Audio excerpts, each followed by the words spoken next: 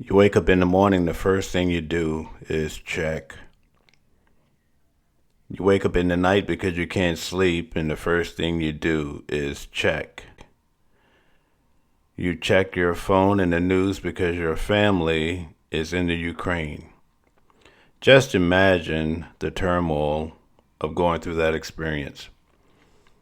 In Evanston, Illinois, when the notification popped up on his phone on Wednesday that Russia was invading Ukraine, Alex Telechak, 42, rushed to turn on the news and then quickly called his wife's parents. They live in the western Ukrainian city of Ternopil, and he and his wife worried they might not be able to contact them again for an unknown amount of time if phone lines and internet service failed. That's emotionally difficult for both parties, he said. You are not saying goodbye, but it's almost like that because you don't know when the conversation might continue. His wife's parents are among the 130,000 Jehovah's Witnesses in the Ukraine. In 2017, Russia banned a denomination whose members believe in nonviolence and refuse to take up arms in war. Russia called it an extremist group. Since then, some 1,700 witnesses' homes in Russia have been raided and about 320 witnesses have been imprisoned, including the crackdown in Crimea. According to the denomination's statistics, Mr. Telechak did not dare to venture a guess as to what could happen in Ukraine. The couple tried to not watch too much news to avoid getting too upset. He said, when it was time to sleep, they kept looking at Viber, the messaging app they use to communicate with their family. You go to bed, you check, you wake up, you check, he said. We told them anything you text, you call, whatever the time is. On Thursday afternoon, his wife got a message that an air raid siren had gone off and that her parents fled their old concrete-style building. Outside, a member of their Jehovah's Witness congregation was driving by and piled them into his car. Men from their congregation had been checking on them and others for weeks, making sure everyone had a go bag. We have 3 compartments in our go bag. The first one, the small one, is for documents, stuff like that. You'll see we've put things like prescriptions, photocopied passport, driving licenses, etc., and phone numbers. We've also got very important spiritual food there. It's a new one, so it's watertight at the moment. There's also a pouch here with a small amount of money. Remember to keep up to date on your money because coins do change and go out of date. There's also bulldog type clips here for in case we need to leave messages if we lose contact with loved ones. There's also a pen, whistle, little notelet cards for leaving messages, and a map of the country. We've got waterproof safety matches so that we can make drinks. And for hygiene, we've got hand sanitizers, wet wipes, earbuds, toothbrushes, and toothpaste.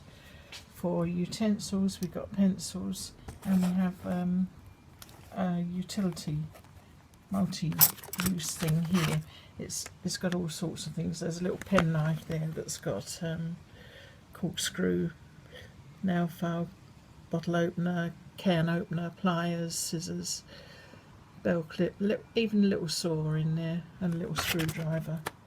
Now, in case we're outside and not indoors somewhere, we didn't want to carry a large tent, so we have these survival bags. They're called survival bags. Very reasonable price we got from Sports Direct. You can see they have thermal, they keep you dry, they keep you stop the wind from getting to you, so you should stay warm. People have survived in the winter in the cairngorms on these, so it's very good product. And we have a poncho in case we're walking we want an extra little bit of waterproofing for hygiene reasons. We haven't got a lot of underwear, but we put these panty liners in. You get a lot more of those in than you would underwear. Flashlights, water, and a plan. If the parents had to leave the country as refugees, Mr. Teleshak trusted other witnesses would take them in. Having a community or a religion that is borderless, that is a tremendous comfort to us, he said. He has been finding comfort in the Gospel of Matthew, in which Jesus told his disciples not to fear when there would be wars and rumors of wars, when nation would rise up against nation. We also understand the Bible foretells a time when all this goes away, when there won't be these wars anymore. There won't be these conflicts between nations and enmity and strife, he said. The disciples weren't asking because they wanted to know when these things would get really bad. They wanted to know, when was the solution? When was the fix going to come?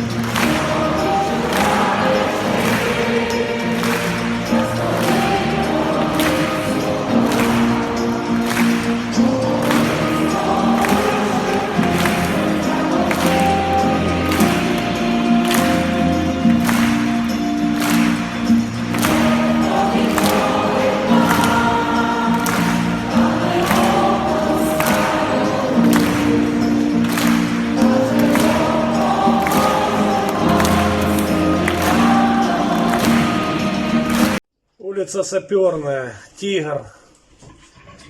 2 штуки пока вижу. 3 ползет, солдаты крадутся с автоматами на изготовку. Ебать, с тяжелого стреляют в сторону домов. С гранатомета сейчас бьет. Пиздец стреляет. Ебать.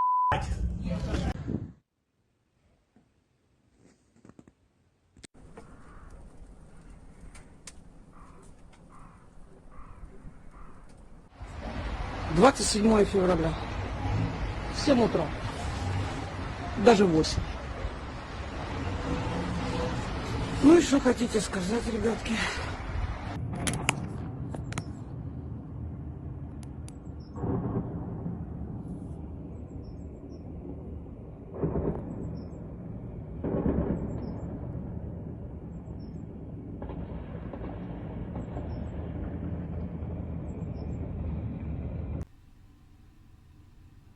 All right, on the front page of the Jehovah's Witness website, you can see, is Bible prophecy being fulfilled as Russia invades Ukraine?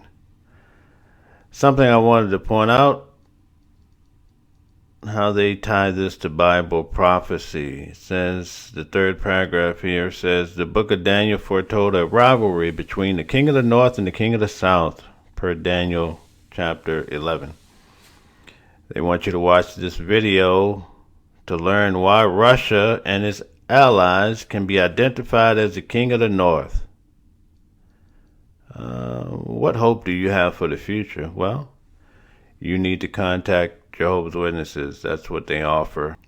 I looked online to see if they were offering any relief for their followers in the Ukraine. So far, I have not found anything.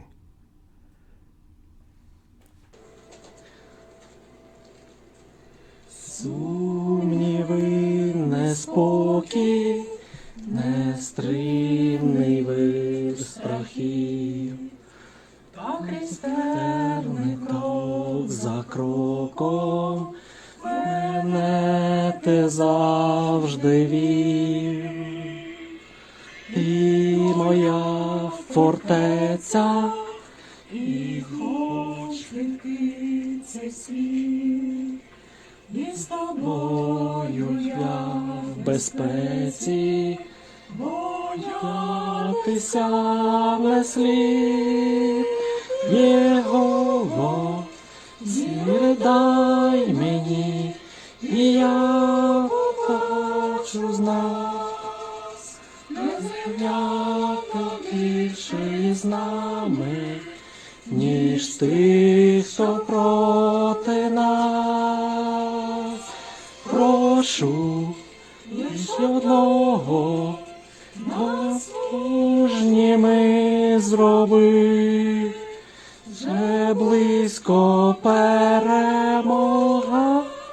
вже близько світ новий.